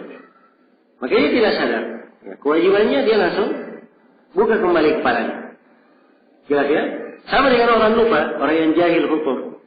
Dia lupa tidak boleh mencabut rambut. Ya, tapi dia punya kebiasaan, biasanya dia cabut rambut hidungnya. Ya, dia punya kebiasaan pegang jenggotnya. Ya. Dia nggak sadar sudah berapa yang jatuh dari jenggotnya. Jelas ya? Ini dia lupa. Ini tidak apa-apa, tidak ada kewajiban apa-apa. Demikian pula orang yang jahil, orang yang tidak mengerti hukum, dia tidak tahu bahwa itu tidak boleh. Ya. Seperti kebanyakan jemaah haji. Ya. Diketemukan ihram, loh, kok masih pakai baju dalam? Ya. Dia bertanya, memang tidak boleh pakai baju dalam? Ya. Dia terangkan, iya tidak boleh pakai baju dalam. Oh iya, saya bahkan masih pakai celana dalam. Ini karena jahil tentang hukum. Jelas ya? Yang seperti ini tidak apa-apa. Ya, langsung dia lepas saja. Begitu dia tahu hukumnya, langsung dia lepas. Langsung dia lepas. Ya. Jadi ini 3 keadaannya harus dibedakan. Ada keadaan dia berdosa bayar fidyah, ada keadaan dia bayar fidyah saja, ada keadaan dia tidak bayar apa-apa. Iya. Dia tidak bayar apa-apa. Ini hukum penting untuk diketahui, bermanfaat di musim saat seorang melakukan ihram. Ya pernah suatu hari saya sedang makan di di ruang makan, maka ada jemaah umroh ya dari travel lain cerita di bangkunya. Dia cerita bahwa pembimbingnya mengharuskan dia bayar menyembelih kambing. Saya lupa apakah 2 atau 3 yang harus dia sembelih. Kawannya tanya, loh kok bapak harus menyembelih 3, 2? Iya, masalahnya saya begitu dari Madinah sampai ke Mekah, saya mandi, masih pakai ihram semuanya. Saya mandi, saya pakai baju dalam lagi. Ya. Saya lupa katanya, lupa. Kata bapak itu. Terus dia setelah itu pakai apa lagi? 2 yang dia pakai. Nah, begitu ketemu sama pembimbingnya, oh ini melanggar bapak ya. Karena 2 yang dia pakai atau 3, disuruh bayar berapa? 2 ekor kambing dan atau 3 ekor kambing. Subhanallah. Ya. Ini perhatiannya bagaimana pengaruh ya seorang mengenal fikih ya tentang pelanggaran-pelanggaran ihram ini. Jadi ternyata dari keadaannya ada sebagian yang memang harus bayar kalau sengaja. Kalau dia tidak sengaja karena dia lupa atau karena dia tidak tahu hukumnya, itu tidak ada kewajiban. Dia lepas saja, tidak ada kewajiban. Jelas ya? Baik. Selesai sudah ya pembahasan tentang apa namanya larangan-larangan dalam ihram ini. Dan mungkin saya lengkapi dengan pembahasan yang keberapa, yang kedua, pembahasan berikutnya di dalam masalah larangan ini. Saya ingin menjelaskan di sini bahwa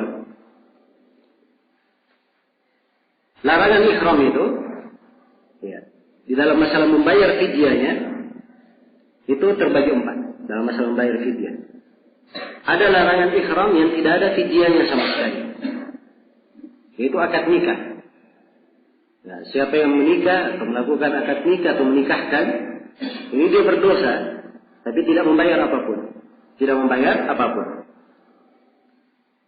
Yang kedua, ada yang fidyahnya dibayar, ya, adalah unta atau yang semisal dengannya, ya, sapi, unta atau sapi. Ini apa ini? Fidyah ini untuk siapa ini? Kalau dia melanggar apa? Melanggar larangan yang ke-8, melakukan hubungan suami istri sebelum apa? Tahallul keberapa? Tahallul pertama. Kemudian yang ketiga, ya, diberikan 3 pilihan. Yang ketiga diberikan Yang ketiga, fidyahnya semisal dengan apa yang dia bunuh. Ini untuk apa ini? Kalau dia melanggar larangan yang ke-6, dia membunuh hewan buruan. Ya, kalau dia membunuh hewan buruan, itu dia harus membayar semisal yang dia bunuh. Ya. Atau apa yang menduduki kedudukannya. Jelas ya? Misalnya kalau dia membunuh merpati, ya, maka yang semisal dengan merpati itu disebutkan adalah kambing. Ya, bukan semisal dalam artian semisal badannya dicarikan burung seperti merpati, tidak. Ya, bukan itu. Ini ada ukuran-ukuran, ya, yang berlaku di masa sahabat dan berlaku di kalangan orang ahli, yang mengukur antara kesamaan, kemiripan binatang. Jelas ya? Baik. Ini yang ketiga. Yang keempat, selain dari 3 yang kita sebutkan di atas, ya, selain itu, maka apa yang dia langgar, dia membayar salah satu dari 3 yang kita terangkan. Apakah dia membebaskan, apakah dia menyembelih seekor kambing, atau memberi makan 6 orang miskin, atau berpuasa berapa hari? 3 hari. Baik. Selesai sudah kaidah yang ke-34. Sekarang kita tindak kepada kaidah yang ke-35. Dan kaidah yang ke-35 ini termasuk inti di pembahasan haji. Ya, dan ini penting untuk diingat. Ya, dan ini kaidah yang sangat bagus sekali. Tentang rukun-rukun haji dan kewajiban-kewajiban haji. Ya, jadi harus kita kenal apa yang merupakan rukun haji dan apa yang merupakan kewajibannya. Ya, dan penulis tidak menerangkan rukun umroh. Umroh juga ada rukunnya dan ada kewajibannya. Mungkin saya akan tambah nanti tentang umroh. Baik. Untuk haji, beliau terangkan di sini rukun-rukunnya. Kata beliau, arkanul haji ruknan. Ya, rukun haji ada 2.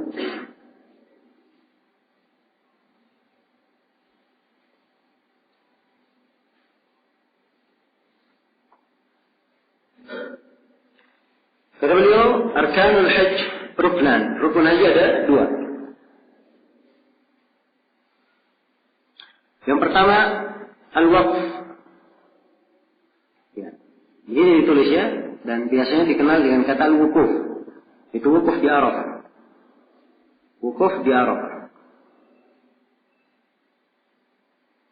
Nah, wukuf di Arafah.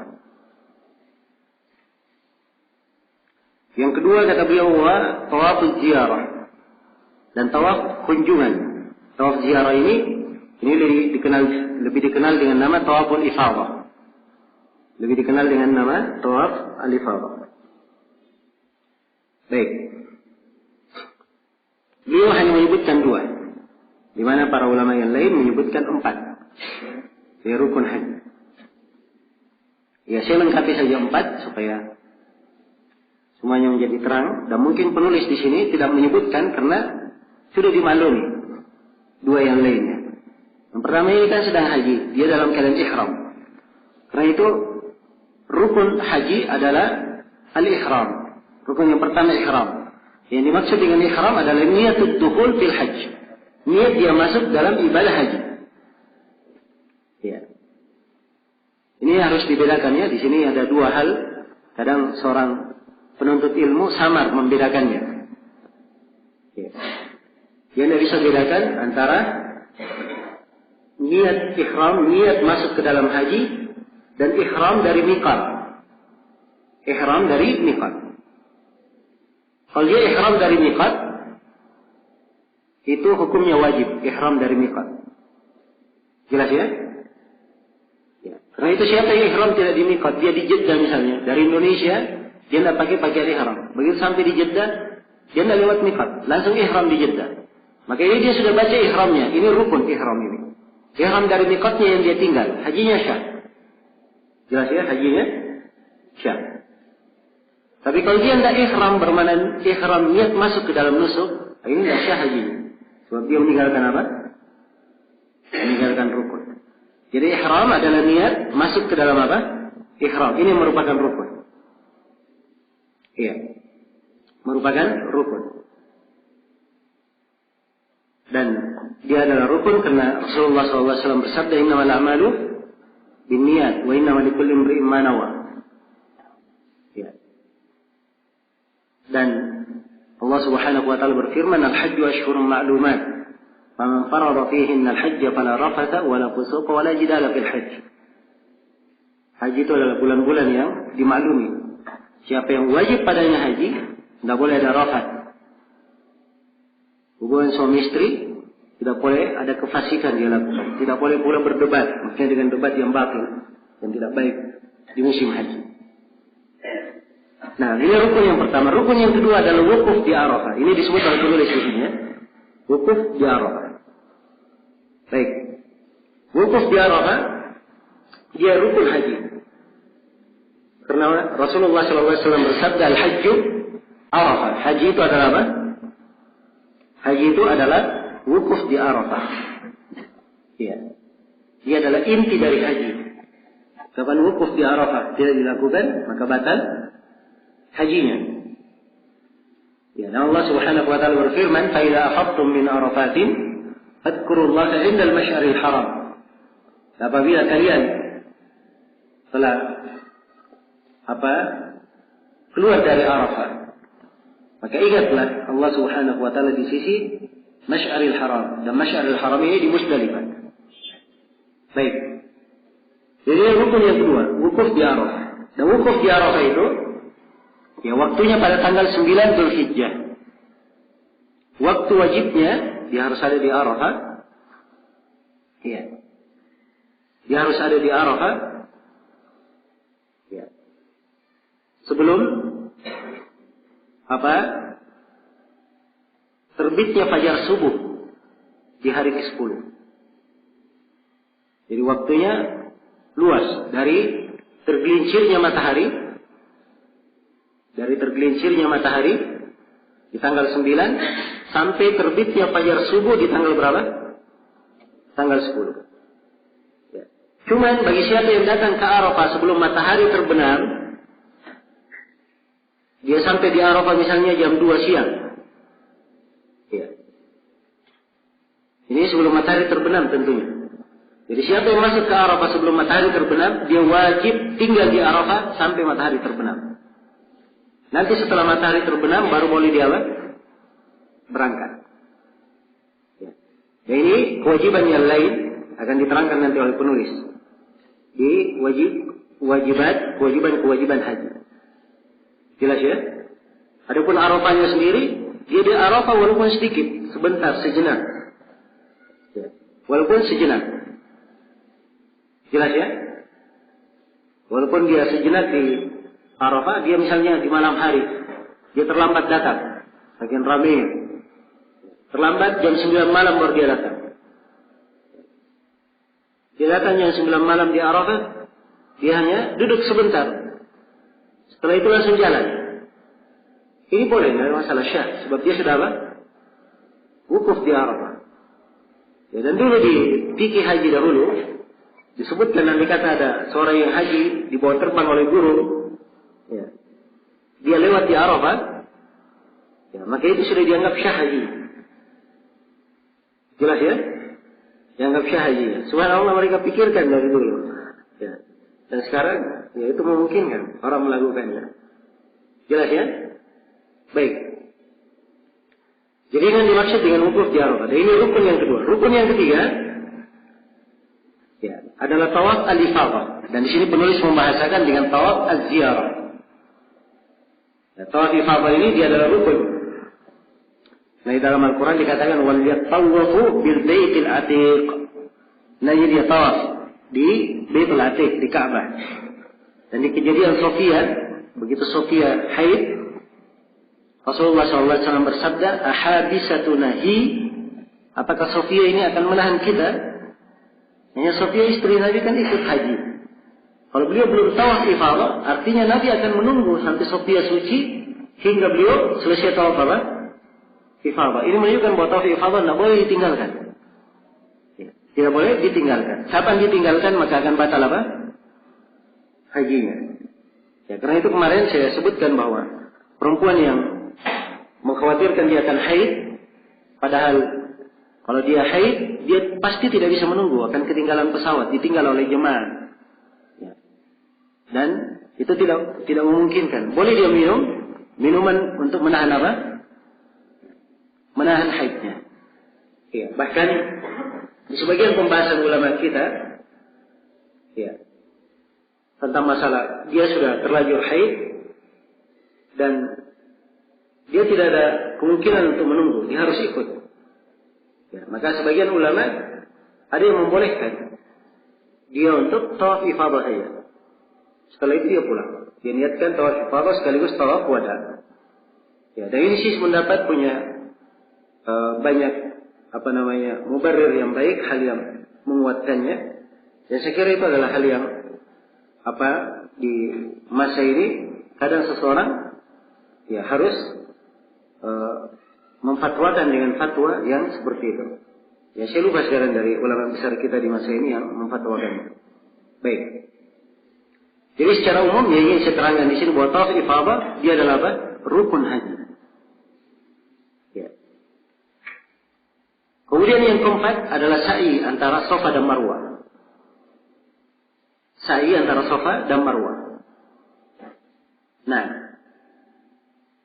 karena dalam hadits Aisyah, riwayat Muslim, Aisyah berkata, "Ma atammallahu hajjam ri'in wala umratahu lam yatuf baina Safa wal Marwah."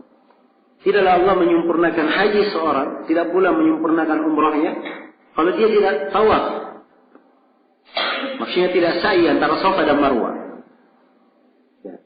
Maka rukun yang keempat dia sa'i di mana? Di Safa dan di Marwah. Ini 4 rukun. Dan penulis tidak menyebut di sini. Ihram dan tawaf di Safa dan Marwah tidak disebut. Karena ihram, dia masuk dalam ihram. Ini adalah hal yang dimaklumi. Tidak mungkin orang melakukan haji dan dia tidak niat ihram.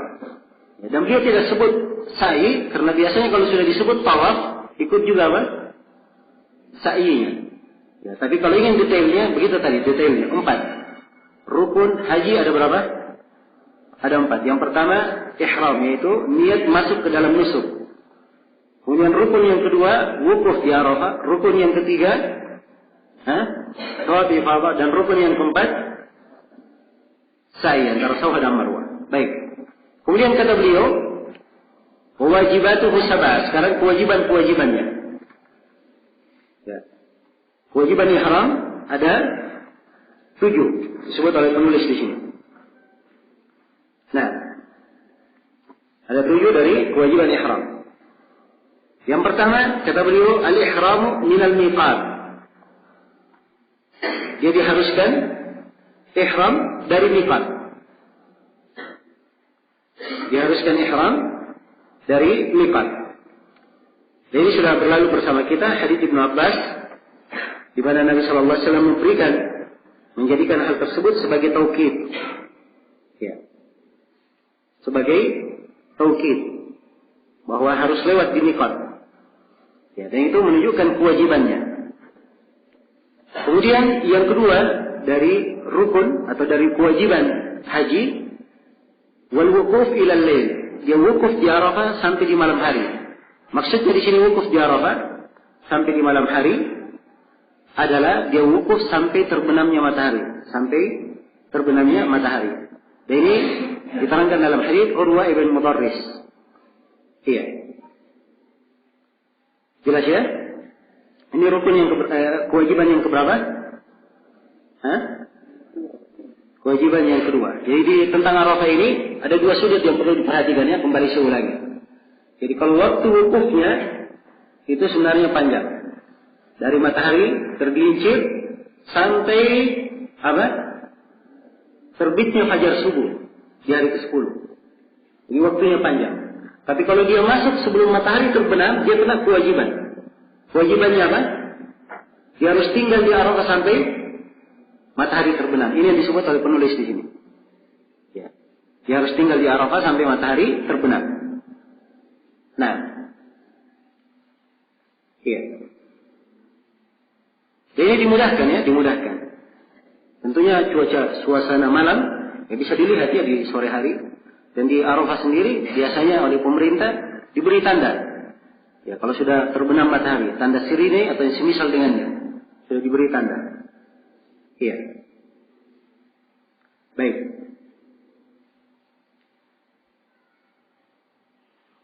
Kemudian yang ketiga dari kewajiban, wal mabitu di Musdalifah.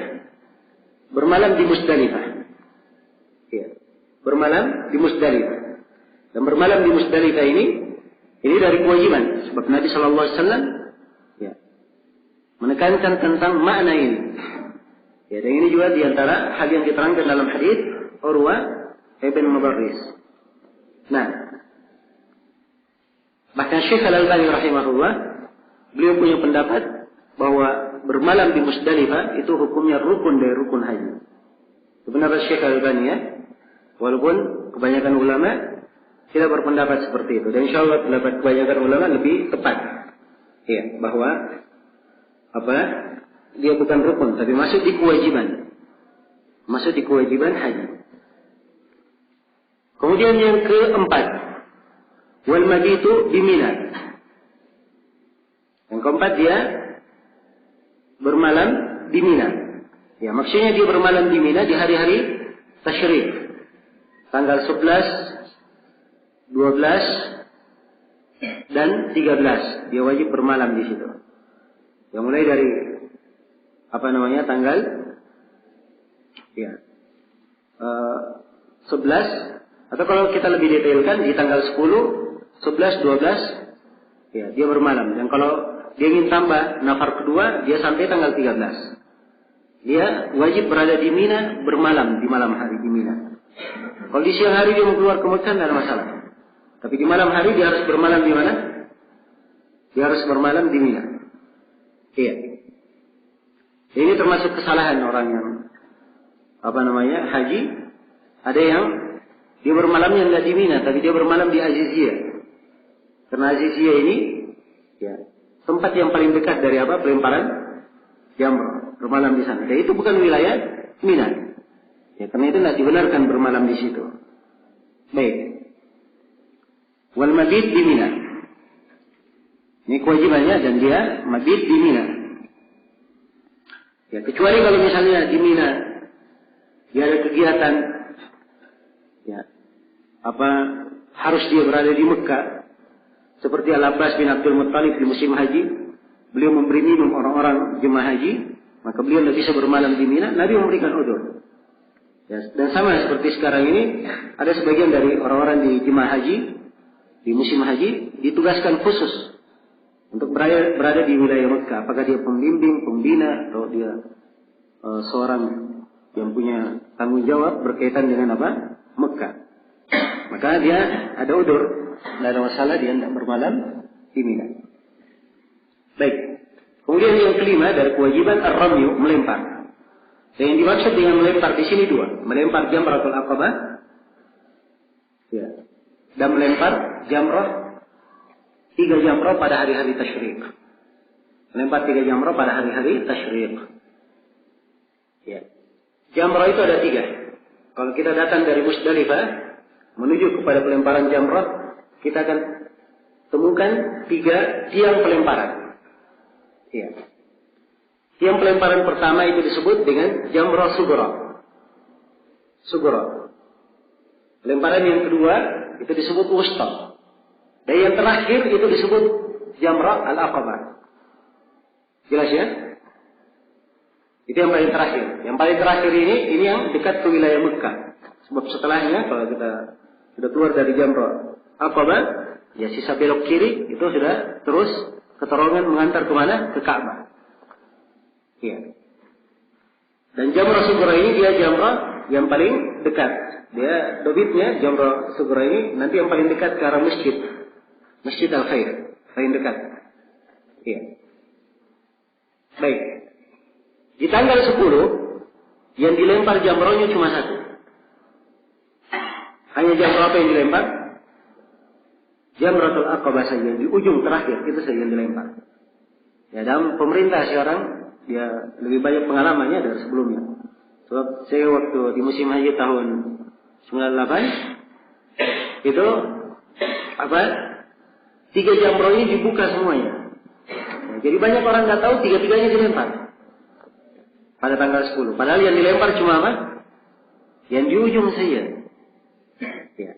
Namun tahun saya masuk lagi di tahun 2004 ya, oleh pemerintah. Ya, dan kelihatan sudah dilakukan di tahun-tahun sebelumnya. Di jamrah pertama dan kedua ini ditutup dengan tali. Supaya diketahui bahwa ini tidak untuk dilempar pada tanggal 10. Nanti dari tanggal 11 baru dibuka. Jadi tentunya memudahkan. Sebab banyak orang-orang haji, dimaklum ya, ada orang-orang haji bekalnya yang penting haji saja, tidak pernah belajar. Yang penting saya sudah pernah ke tanah suci. Apa yang dia lakukan, benar atau tidak benar, itu bukan urusan saya. Dan ini adalah kasihannya dari sebagian jemaah ini. Nah, dan biasanya yang seperti ini yang repot. Ya, sebab dia akan ikut-ikutan saja. Lihat orang melakukan ini, dia ikut juga. Ya. Beda dengan orang yang belajar, dia tahu yang benar apa, yang harus dilakukan apa. Ya. Apalagi di musim haji, terlalu banyak kesalahan-kesalahan. Nah, di pelemparan jamrah misalnya, biasanya setelah melempar, itu ramai orang lempar juga sendalnya. Sendal dilempar juga. Karena keyakinan mereka melempar jamrah itu melempar syaitan. Ya. Jadi memang posisinya datang, seakan-akan marah sekali mau melempar syaitan. Ya. Dan menjadi korban jemaah haji yang lainnya. Ya. Kenapa? Sebab batu itu dilempar kencang sekali. Ya. Melempar syaitan harus keras-keras. Ya, tidak kena tiangnya, kena di saudara. Tapi sekarang sudah lebih mending ya, sebab bentuk tiangnya diperpanjang. Jadi kalau melempar dari satu arah tidak akan tembus ke sana. Ya, kalau dari 98 tiangnya masih segi 4 begini. Ya, sampai sebagian ustadz ada yang kerikil menempel di dahinya. Nanti dia tahu ada kerikil menempel dahinya setelah melempar. Ya, tidak ada orang lempar keras. Setelah itu lepas sebuah sendalnya, rame-rame lempar. Ya, dan ini termasuk kekeliruan ya. Ya, karena itu harus punya fikih yang bagus. Ya. Jadi ini di tanggal 10 yang dilempar cuma jam berapa? Al-Aqabah. Nanti di tanggal 11, 12, 13, nah ini semua jamrah dilempar. Ya. Semua jamrah dilempar. Melempar ini hukumnya semuanya adalah apa? Hukumnya adalah wajib. Ya, hukumnya adalah wajib. Baik. Selesai. Kemudian yang ke-6, kata beliau wal hilaf, dan mencukur. Ya, mencukur di sini menggundul dan boleh juga dipendekkan. Boleh dipendekkan ini bagi laki-laki. Tapi kalau bagi perempuan itu hanya dipendekkan saja. Hanya dipendekkan bagi perempuan. Ya, kalau laki-laki afdalnya dia gundul. Karena Nabi SAW mendoakan orang yang gundul itu 3 kali. Allahumma arham al-muhallaqin. Ya Allah rahmatilah orang-orang yang gundul. 3 kali. Setiap kali Nabi mendoakan, ada sahabat yang berkata, Ya Rasulullah wal muqassirin. Ya Rasulullah doakan juga orang yang memendekkan. Tapi Nabi tidak mendoakan. Nanti yang di kali keempatnya baru beliau berkata wal muqassirin. Ini menunjukkan bahwa gundul lebih bagus daripada apa? Daripada memendekkan. Iya. Dan bagi perempuan, dia hanya memotong di ujung rambutnya saja. Di ujung rambutnya. Boleh dia bagi rambutnya menjadi 3 kepang, kemudian diambil sepanjang ujung kuku. Ya, sepanjang ruas jari pertama. Ya, diambil. Sekadar anmilah. Baik. Ini bagi perempuan. Dan cukur ini hukumnya wajib. Kemudian yang ke-7. Yang ke-7 adalah tawaf wada. Tawaful wada. Dan dalam tawaf wada ini adalah kewajiban. Ya. Itu adalah kewajiban bagi siapa yang ingin meninggalkan Mekah. Begitu dia selesai dari pelaksanaan hajinya, sebelum dia pergi meninggalkan Mekah, dia tutup dengan apa? Dia jadikan akhir keberadaannya di Mekah dengan tawaf di Ka'bah. Itulah disebut dengan tawaf apa? Tawaf wada. Dan tawaf wada ini hukumnya adalah wajib, kecuali kalau perempuan itu haid atau apa? Atau nifas. Ya tidak wajib dia tawaf wada. Boleh dia langsung pergi. Baik, ini 7 kewajiban haji. Jelas ya? 7 kewajiban haji. Kata beliau, setelah beliau terangkan rukun, beliau terangkan kewajiban, beliau katakan wa ma ada dzalika sunnah. Selain daripada itu hukumnya sunnah. Selain daripada itu hukumnya sunnah. Ya, maka ini indah ya cara menguraikan. Kita tawafin rukun, apa yang wajib, selain itu hukumnya apa? Sunnah. Kemudian beliau merinci, "Faman taraka ruknan lam yasihha hajjuhu." Siapa yang meninggalkan sebuah rukun, maka hajinya tidak sah. Kalau dia tinggalkan rukun haji, hajinya tidak sah. "Wa man taraka wajiban jabarahu bidam." Siapa yang meninggalkan sebuah kewajiban, maka dia boleh untuk menempel kekurangannya itu ya, dengan membayar dam. Dengan membayar dam. Membayar dam itu apa? Dia menyembelih. Kalau dam itu harus menyembelih. Apakah 1 ekor kambing dia sembelih? Atau dia bersyirikat pada 1 ekor unta dan 1 ekor apa? Sapi. Jadi kadarnya 1/7. Misalnya ada 6 orang, dia mau beli unta. Dia mau bayar dam.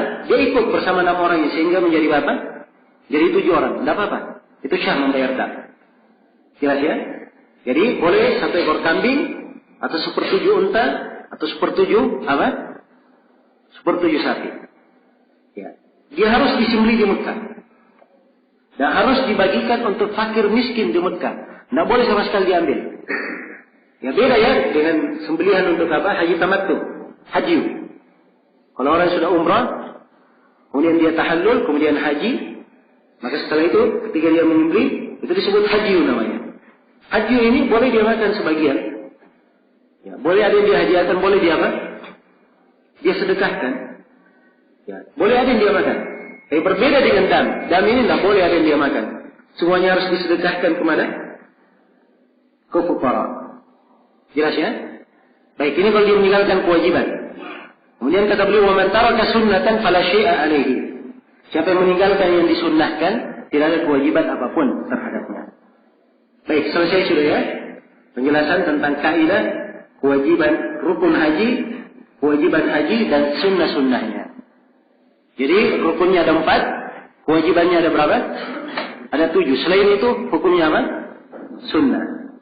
Ya, sekarang saya terangkan umrah, sebab umrah belum dijelaskan oleh penulis. Globalnya umrah itu rukunnya ada 3 untuk umrah. Rukunnya ada 3. Yang pertama adalah ihram. Niat dia masuk ihram, masuk nusuk, sama dengan rukun haji tadi. Rukun yang kedua untuk umrah adalah tawaf di Ka'bah. Rukun yang ketiga sa'i. Ini 3 rukun apa? Umrah.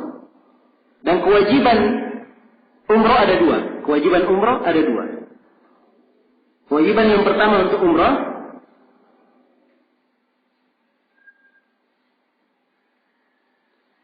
kewajiban yang pertama untuk umrah, dia ihram dari tempat halal. Ya, anda harus dari miqat ya, kalau ini dari tempat apa? Dari tempat halal. Maksudnya tempat halal yaitu bukan di tanah Mekah, bukan di tanah haram. Ya. Baik. Ini kewajiban yang pertama. Kewajiban yang kedua dia mencukur. Kewajiban yang kedua dia mencukur. Apakah menggundul atau memendekkan? Sebab umrah urutannya ringkas. Seorang dari miqat dia niat masuk ihram, pakai pakaian ihram. Setelah itu dia berjalan ke Mekah, ya. Langsung tawaf. Setelah tawaf dia sa'i, setelah sa'i dia cukur rambutnya, setelah itu selesai umrahnya. Dia buka, sudah bebas. Ini umrah, jelas ya? Beda dengan haji. Haji, ya. Apa? Tuntunan pelaksanaannya panjang. Kalau dia haji tamattu misalnya, haji tamattu dia dari miqat. Dia sudah niat untuk haji tamattu. Dia boleh berkata labbaik Allahumma umrah saja. Dia masuk tawaf kudum dulu. Setelah tawaf dia sa'i. Setelah sa'i dia cukur rambutnya sama dengan umrah. Setelah itu dia buka bajunya. Selesai umrahnya. Dia menunggu haji. Masuk tanggal 8 Dzulhijjah, dia ihram lagi. Dia pakai lagi pakaian ihramnya. Dia berihram dari tempat bermukimnya di Mekah. Kemudian dia menuju ke Mina tanggal 8 hari Tarwiyah. Setelah tanggal 8 dia pagi harinya menuju ke Arafah. Ya. Dan di Arafah dia wukuf sampai maghrib. Setelah itu dia menuju ke Musdalifah bermalam tanggal 9. Ya, hari Arafah tanggal 9 dia menuju ke Musdalifah. Dia di Musdalifah sampai apa? Kalau dia bisa sholat subuh di situ, sholat subuh. Ya. Kemudian dia berdoa di Masyaril Haram. Ya, ketika matahari sudah memerah ingin terbit, sebelum terbitnya matahari dia sudah jalan melempar Jamratul Aqabah. Setelah melempar Jamratul Aqabah, dia cukur. Setelah cukur dia tawaf ifadah. Setelah tawaf ifadah dia menyembelih. Ya. Dan 4 ini di hari ke-10 boleh didahulukan. Yang manapun yang dilakukan boleh. Ya. Melempar jamrah, ada 4 yang boleh didahulukan di tanggal 10. Melempar jamrah, mencukur, tawaf ifadah dan apa? Dan menyembelih. Ini yang manapun didahulukan boleh. Jadi dia melempar jamrah, kemudian cukur, kemudian dia tawaf ifadah, sa'i. Ya, setelah itu menyembelih. Sudah setelah itu dia bermalam di Mina. Besoknya tanggal 11, setelah matahari tergelincir, dia melempar lagi jamrah, 3 jamrah.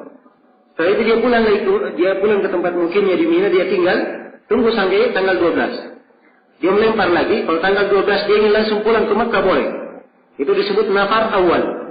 Nafar pertama, dia bersegera. Kalau dia ingin menunggu sampai tanggal 13 juga boleh. Dia tunggu sampai besok hari, begitu matahari tergelincir, dia melempar jamrah, ya 3, setelah itu langsung pulang. Setelah itu, dia berada di Mekah. Kalau dia ingin langsung pulang, ya dia kemas barangnya, sudah siap mau berangkat, dia ke Ka'bah untuk melakukan tawaf wada.